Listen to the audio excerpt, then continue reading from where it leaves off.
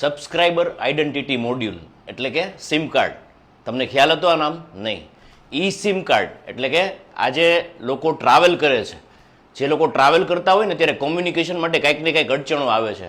તમે વિદેશમાં કોઈ પણ બિઝનેસ ટ્રીપમાં જતા હોય ત્યારે વિઝા, ફ્લાઇટ ટિકિટ કે નાના મોટા કોઈ બી ડોક્યુમેન્ટેશનનું જેટલું ઇમ્પોર્ટન્સ છે ને એટલું જ ઇમ્પોર્ટન્સ ઈ સિમનું છે. હું વાત કરું છું ઓલી સિમની.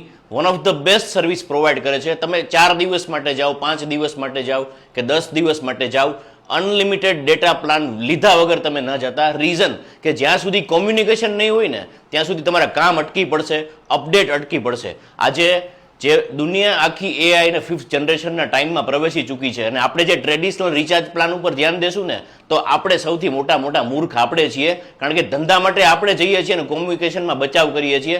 નાનામાં નાની વસ્તુ છે ને એ જોડતી કડી છે.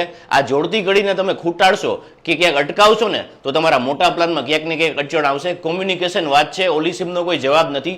રીઝન કે આજના કોમ્યુનિકેશનના ટાઈમની અંદર જ્યાં સુધી તમારા ટ્રાવેલના અપડેટ્સ તમારી પાસે નહીં હોય, કસ્ટમરના અપડેટ્સ તમારી પાસે નહીં હોય, સોર્સિંગના અપડેટ્સ તમારી પાસે નહીં હોય, લોજિસ્ટિકના અપડેટ્સ તમારી પાસે નહીં હોય કે બેકએન્ડના અપડેટ્સ તમારી પાસે નહીં હોય.